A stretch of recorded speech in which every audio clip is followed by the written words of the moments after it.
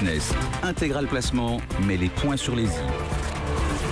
Et comme nous sommes mardi, c'est Olivier de la Marche qui vient de nous rejoindre. Bonjour Olivier. Bonjour Cédric. Associé, gérant chez Platinium Gestion. Bien évidemment, on parle de la crise chypriote et notamment de la cacophonie au sommet politique de l'Europe avec ce patron de l'Eurogroupe qui nous dit que c'est un exemple, puis qui dit que non, puis qui est... Je pense qu'il s'est fait taper sur les doigts entre Oui, on a vu même Benoît Cœuré de la BCE qui oui, bien sûr, remettait l'église au milieu du village.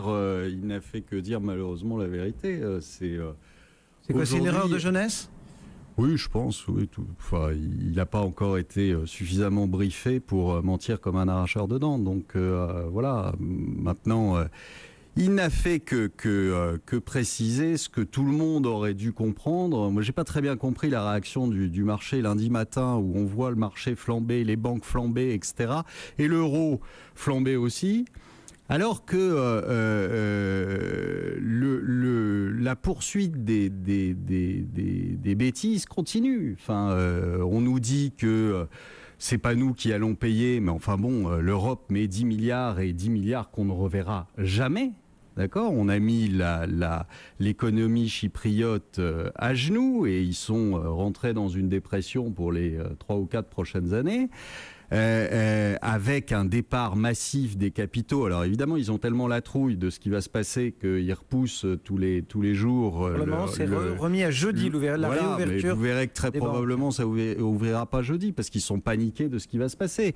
Tout le monde va retirer ses sous et on peut se poser la question réellement. Aujourd'hui, vous êtes portugais, vous êtes espagnol ou vous êtes italien. Est-ce que vous laissez vos sous dans une banque ? C'est idiot. Parce que ça va leur tomber dessus. À un moment ou à un autre, il faut quand même que les gens comprennent que quand il y a une dette qui est massive, comme aujourd'hui dans tous les pays du monde, il y aura un défaut de paiement. Et défaut de paiement peut prendre beaucoup de formes, mais une des formes, on l'a vu à Chypre, on en verra d'autres. Le problème chypriote, il est loin d'être réglé. Dans 2 semaines, ça va recommencer. Exactement comme en Grèce, où on vous disait, ça y est, c'est fini, c'est la dernière fois. Sauf que tous les mois, tous les 2 mois, on y retournait. Et bien là, ça va être exactement la même chose. Et je pense que, franchement, si aujourd'hui, les gens n'ont pas compris qu'ils n'étaient absolument pas leur épargne, ni leur compte en banque n'était absolument pas en sécurité dans les pays qui sont surendettés. Alors, j'ai vu qu'on parlait de Luxembourg, etc. C'est pas le Luxembourg qui pose un problème. Oui, bien sûr. C'est l'Italie, c'est l'Espagne, c'est la Grèce, c'est le Portugal, c'est la France. Faut pas se faire d'illusions non plus. On parle de 100 000 euros ou plus, et d'un seul coup, forcément, dans l'imaginaire, on se dit sur un compte en banque, 100 000 euros, c'est quand même déjà un paquet. Hier, vous avez des sociétés. Oui, voilà, c'est ça. Ça concerne aussi les entreprises, et pour une PME, c'est déjà pas exceptionnel d'avoir 100 000 euros. Il y a un moment, enfin, il faut quand même se rendre compte qu'en plus, cette histoire de 100 000 euros, ça va bien quand c'est Chypre. Quand ça va être l'Italie, quand ça va être l'Espagne, ça va être comment ? Comment vous pensez qu'un État aujourd'hui, alors que les dépôts sont... en France, les dépôts sont de 2 000 milliards. D'accord ?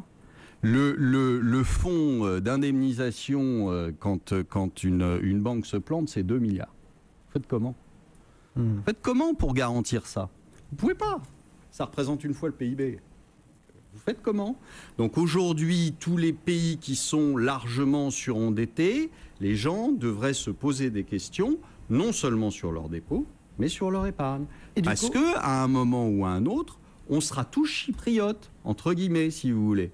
Alors, bien sûr que le système chypriote était complètement surdimensionné avec 4 fois le PIB ou 7 fois le PIB en termes de dépôts là-bas, etc. Bien sûr que c'est une économie mafieuse. Mais enfin, les gens viennent de s'en rendre compte. On les a quand même rentrés en 2008, les Chypriotes, dans l'euro. On n'était pas obligés. Le modèle n'a pas fondamentalement changé. On les rentrait dans l'Europe pour des raisons géostratégiques, etc. Très bien, pourquoi pas. Mais qu'on les rentrait dans l'euro, c'était quand même une aberration. Bon, et une aberration qu'on paye aujourd'hui. Exactement comme quand on a rentré la Grèce dans l'euro, c'était une aberration. Eh bien, on la paye. Et ainsi de suite. On a rentré l'Irlande dans l'euro, c'était une aberration depuis le début. Eh bien, on le paye. Et on continuera à le payer. On a eu un défaut de paiement de l'Irlande qui est passé totalement inaperçu. Ils ont repoussé leur paiement ils ont réétalé la dette sur 35 ans, ce qui veut dire en fait à vie. C'est une obligation perpétuelle maintenant.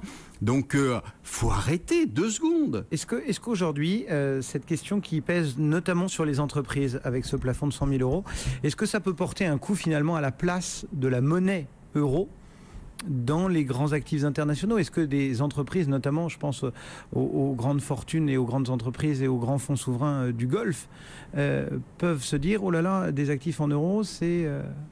Mais moi, de toute façon, je pense que depuis le début, je pense que l'euro finira par ne plus ressembler à celui que vous connaissez maintenant. Donc, parce que vous aurez forcément des pays qui à terme vont sortir, etc. Donc, j'ai pas de